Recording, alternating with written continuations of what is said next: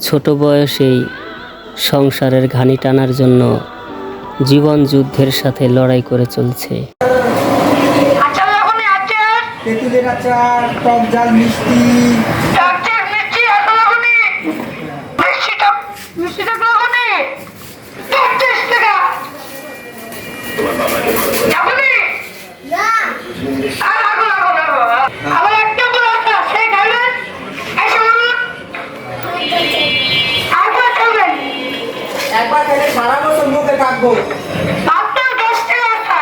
ভাগ্য মানুষকে কখন কোথায় নিয়ে পৌঁছায় তা কেউ বলতে পারে না। এই ছেলেটি কি ভেবেছিল যে এত ছোট বয়সেই ওর সংসারের ঘানি টানতে হবে? ভাগ্যের কি নির্মম পরিহাস, যে বয়সে স্কুলে যাওয়ার কথা আর সে বয়সে পেটের দায়ে আচার বিক্রি করতে হচ্ছে।